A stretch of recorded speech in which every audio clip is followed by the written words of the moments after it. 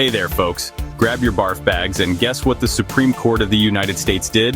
They've rolled back the Clean Water Act. Yep, you heard that right. In a 5-4 decision, they decided Americans don't really need the EPA to regulate raw sewage discharge into their water. I mean, who needs clean water, right? This ruling sided with business groups like the National Mining Association and U.S. Chamber of Commerce. Justice Alito wrote the majority opinion, and let me tell you, it's quite a stinker.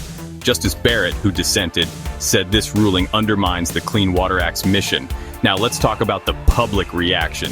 Social media has been ablaze with disgust and outrage. One person commented, "Poop is back on the menu."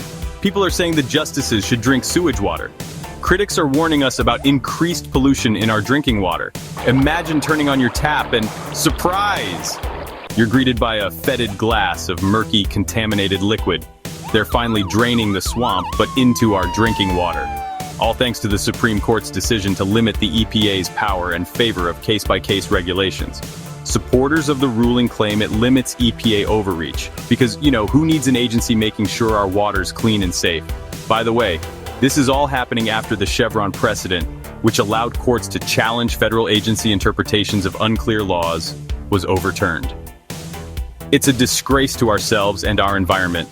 So folks, drink up your government-approved sewage-infused water. Remember, the Supreme Court said it's good enough for you. Stay hydrated, thanks for watching, and don't forget to like, comment, and subscribe for more updates on our delightful journey to American environmental progress. See you next time.